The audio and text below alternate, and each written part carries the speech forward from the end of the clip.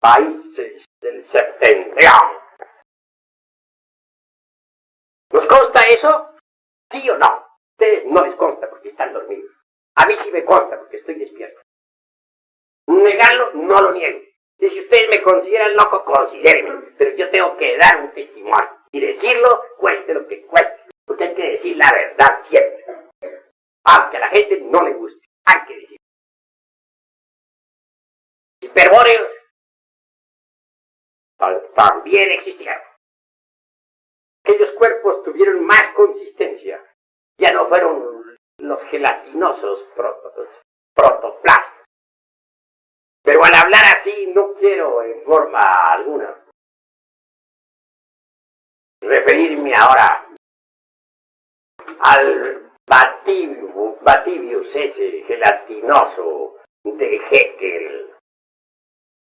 No, a eso no me estoy refiriendo. A esa célula alma del mismo autor. Entre el mar Salado.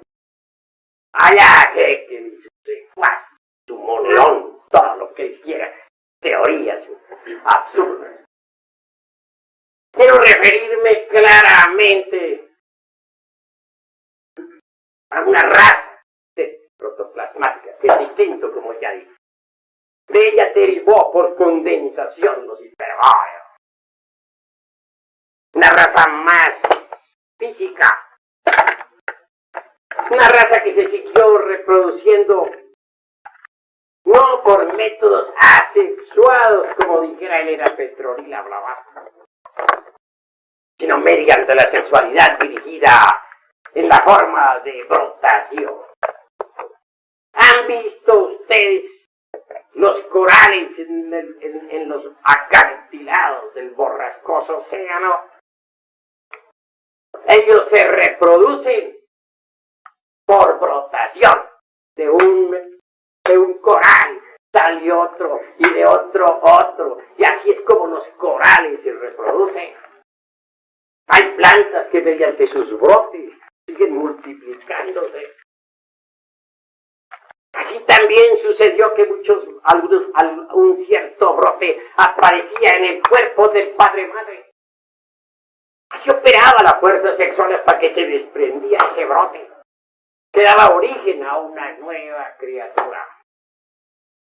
Ese era el modo de reproducción de los hiperbóreos. Y al fin, allá en el borrascoso océano Pacífico, después de millones de años de evoluciones e involuciones de esta naturaleza fecunda y tremenda, brotó la Lemuria, un gigantesco continente surgido desde el fondo de los mares, que cubría todo el océano Pacífico.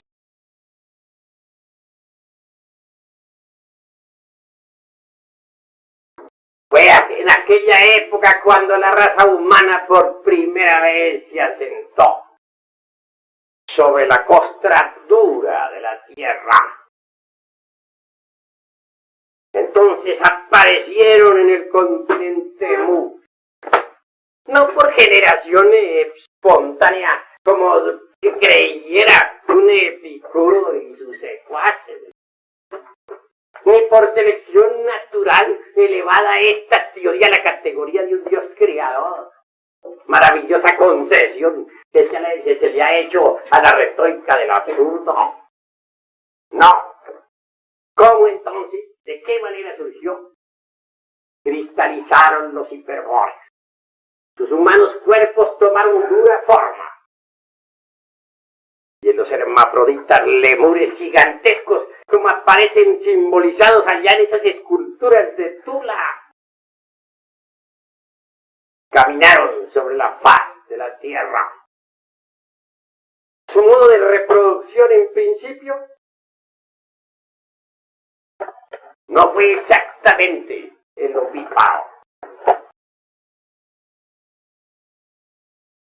No, en principio de aquellos organismos se desprendían células huevos y estas se desenvolvían para dar origen a la aparición de una nueva criatura. Era la época en que aún el falus y el útero no habían sido formados. Era la época todavía en que el Lingam Johnny estaban incipientes, en estado germinal. Era la época en que el ovario no se había desarrollado. Pero los tiempos pasaron en la Lemuria. Y al fin apareció el sistema de reproducción por gemación. Tal sistema fue un asombro para aquella época. El ovario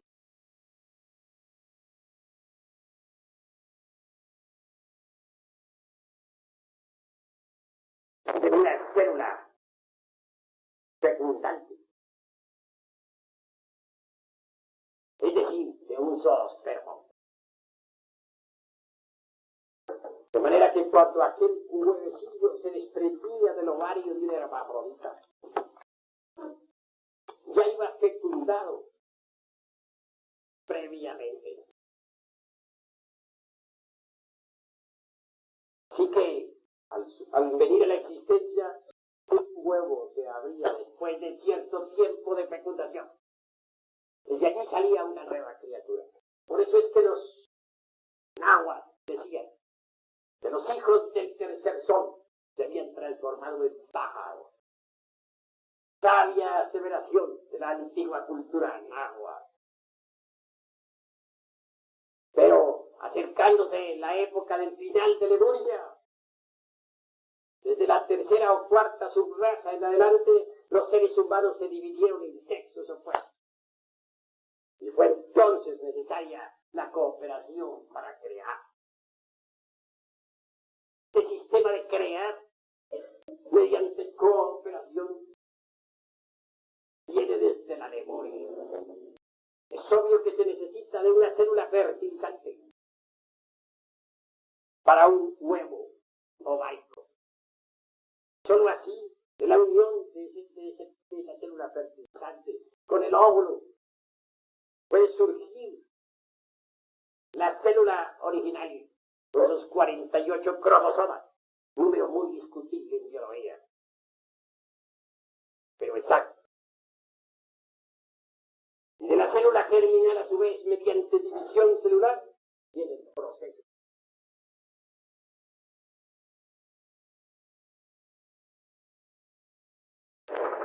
De la célula germinal, a su vez, mediante división celular, viene el proceso del feto, la gestación. Y así nacen las criaturas desde finales de Lemuria hasta la época actual. ¿Pero qué saben de eso los que tienen la conciencia dormida? ¿Acaso aceptarían estas tremendas realidades? No, nunca, jamás.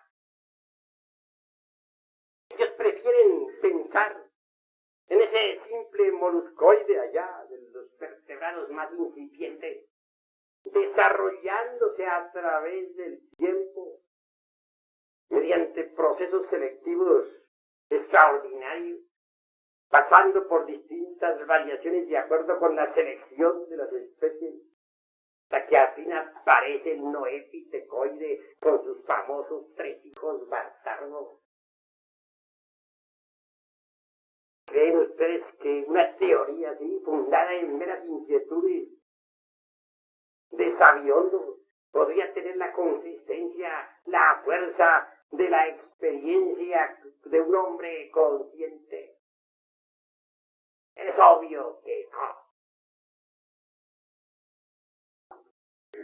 Y que en realidad, de verdad, mientras uno no despierte la conciencia, no puede saber nada sobre el origen del hombre, nada sobre el origen de la vida,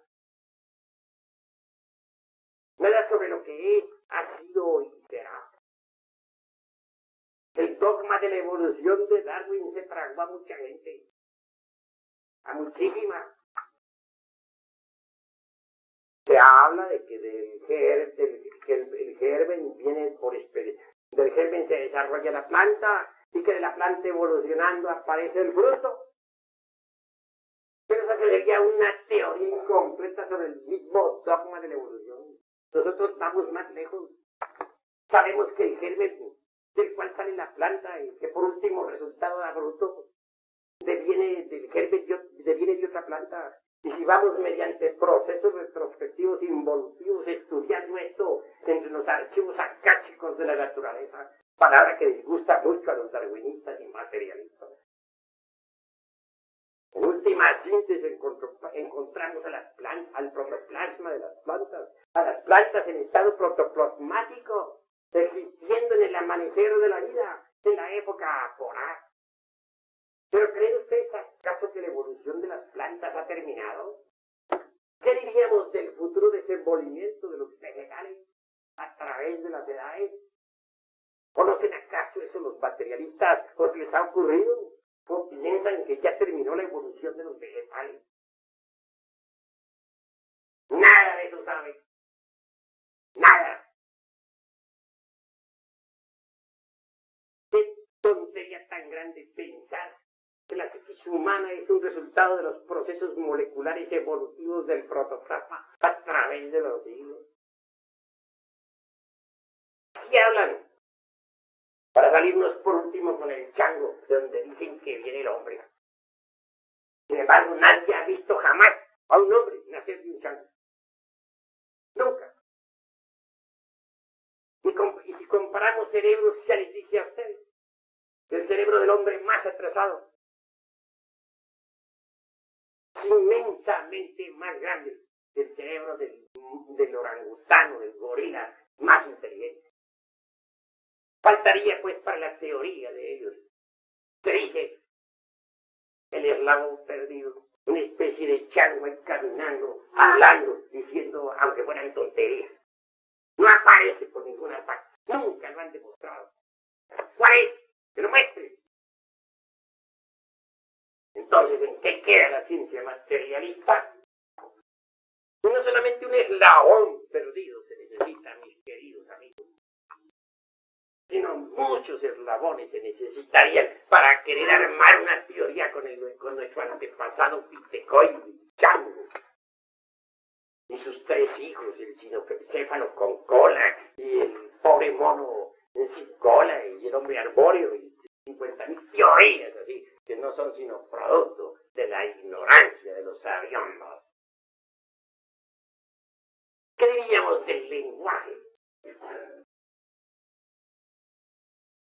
Bien sabemos nosotros que el lenguaje tiene sus raíces etimológicas. Así pues, ¿de dónde salieron las primeras raíces de estos pobres humanoides que pueblan la faz de la tierra? De los hombres de las grutas de España, en fin, unas grutas que hay por ahí que ahorita ni me acuerdo. ¿De dónde saldrían aquellas raíces? Las grutas de Cromagnon, ya me acordé. Ya se me refrescó la memoria. Y las de Grimán, por cierto. Se dice que fueron los antepasados de estos pobres humanoides, pero resulta que no hay tal. Porque quien haya investigado con conciencia después despierta, se dará cuenta claramente que los hombres de aquellas grutas no son más que los descendientes degenerados de la gente aspantea.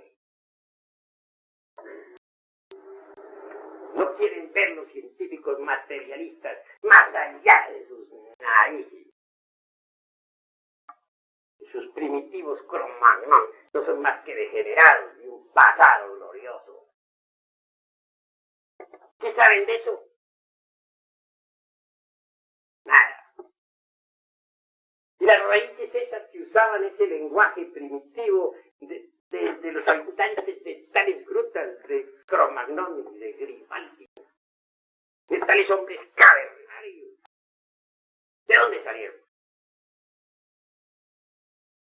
Volvemos al problemita aquel de quién fue primero, el huevo o la gallina. Incuestionablemente nuestro idioma, por ejemplo, tiene raíces en el latín. Y las raíces del latín